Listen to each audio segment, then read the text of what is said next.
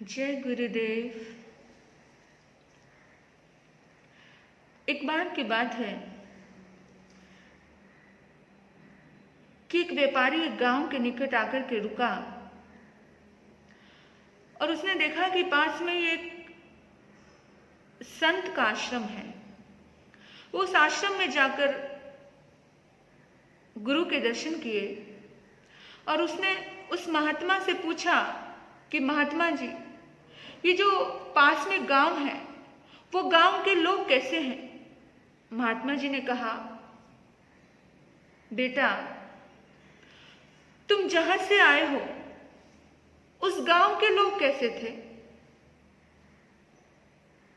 उस व्यापारी ने कहा कि क्या बताऊं महात्मा जी, नाम ही मत लो उस गांव के लोगों का।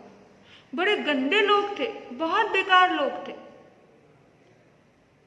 तो महात्मा जी ने कहा, बेटा, कि गांव के लोग भी अच्छे नहीं, इस गांव के लोग भी बहुत बेकार हैं।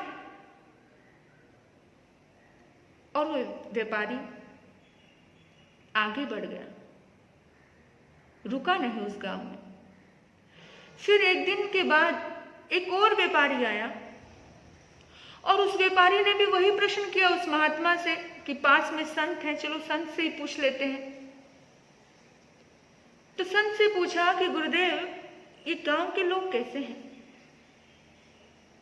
गुरुदेव ने उसको भी वही कहा कि तुम जहां से आए हो वो लोग कैसे थे? बोला, गुरुदेव, बस पूछो मत, उन लोगों की याद मत दिलाओ गुरुदेव। बड़ा आंखों में आंसू आते हैं, उनकी याद बहुत आती है। बहुत अच्छे लोग थे गुरुदेव, लेकिन क्या करूं, मुझे व्यापार करना है, मेरी मजबूरी है, इसलिए उस गांव को छोड़ करके आना पड़ा जहां मैं रहता था। बहुत अच्छे लोग हैं गुरुदेव मेरे गांव के। इस महात्मा ने कहा, गुरुदेव ने कहा, बेटा, इस गांव के लोग भी बहुत अच्छे हैं।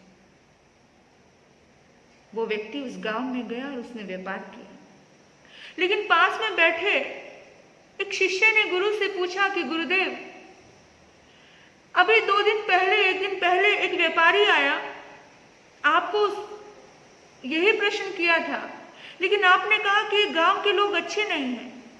और अभी यही प्रश्न किया और आपने कहा कि गांव के लोग बहुत अच्छे हैं। ऐसा क्यों?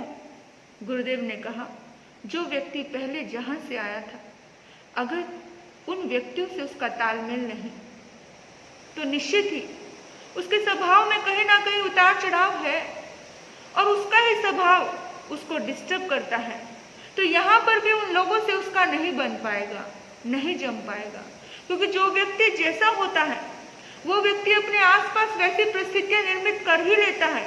व्यक्ति कहीं भी जाए, किधर भी जाए, अपने स्वभाव के हिसाब से, अपने दृष्टि के हिसाब से वहां पर चारों तरफ वैसा वातावरण फैला देता है। इसीलिए मैंने ये बातें उनको कही।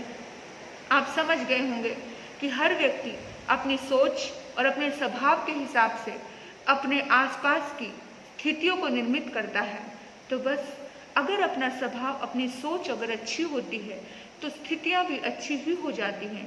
और अगर हमारा सोच, हमारी स्वभाव अच्छा नहीं होता तो कितने भी अच्छे लोग मिल जाए तो भी परिस्थितियां बुरी ही हो जाती हैं, क्योंकि खोट बाहर में नहीं होता है, खोट हमारे भीतर में होता है।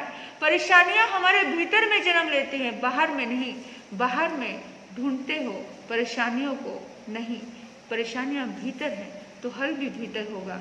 अपने आप से पूछना कि आपके साथ जो पल गुजरे हैं उन पलों में कहाँ और किसका क्या योगदान रहा, आपको अपने आप समझ आ जाएगी, सारी दृष्टि क्लियर हो जाएगी। बस हम जैसे हैं वैसा हम निर्मित कर लेते हैं, इसलिए किसी को दोष कभी मत देना। ओम शांति, ओम शांति।